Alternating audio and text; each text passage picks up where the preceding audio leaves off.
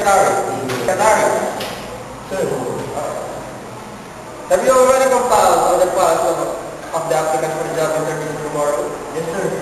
I have my friend recommend you the managerial position. Hope you don't mind. I have no problem with that, sir. Okay.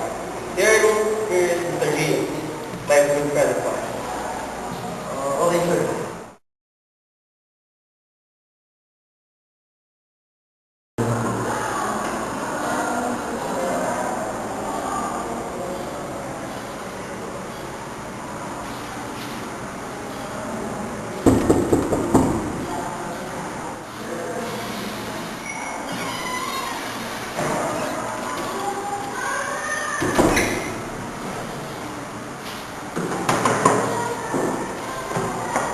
Sorry I'm late.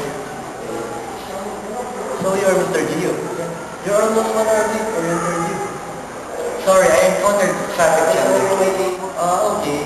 So, let's start your interview.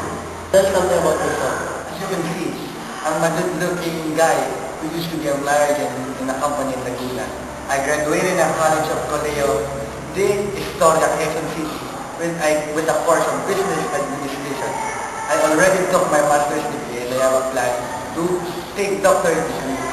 I also finished my seminar and training. You know, you're supposed to be a summa cum laude at my school. Well, did I tell you about I'm a summa cum laude at school? Yeah, I'm a smart student there. I think someone against me sabotaged my work. And I also play violin, flute, piano.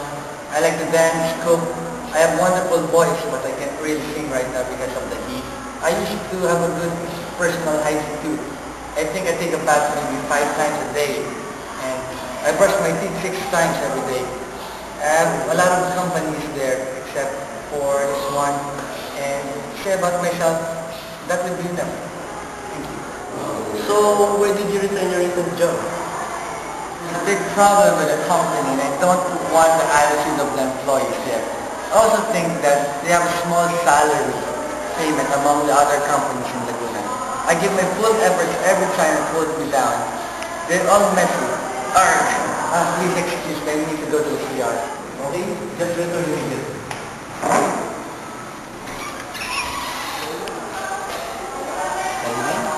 Hey dude, what's up? I'm alright, dude. How are you? Oh, that's a big one, dude. How about you? Not that big too much, dude. How are you? Let's talk outside.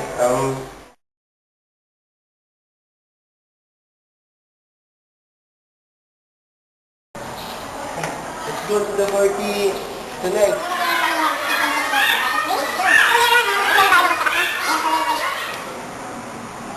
Oh man, spending too much time.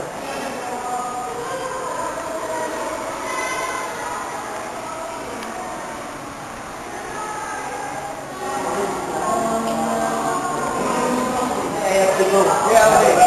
Take care.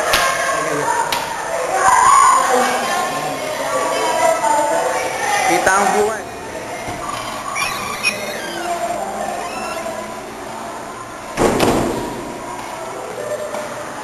Sorry for waiting. Well, maybe this is the end of your interview. It seems that you are excited to go home. We will call you after the assessment and processing of your documents and certificate. Yes, sir. Thanks, sir.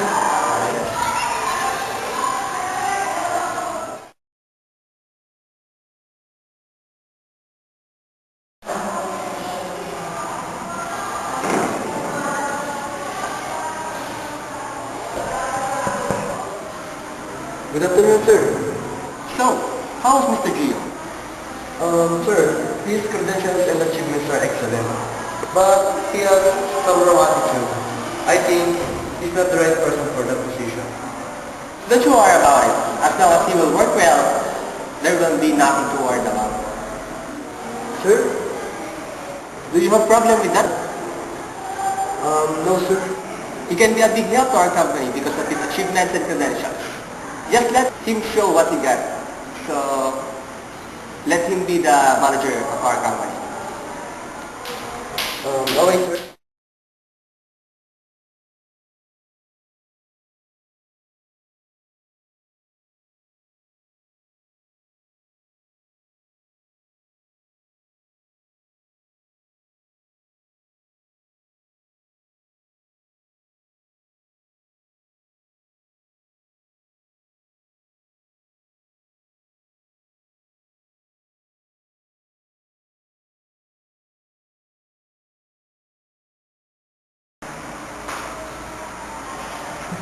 Hello, good morning.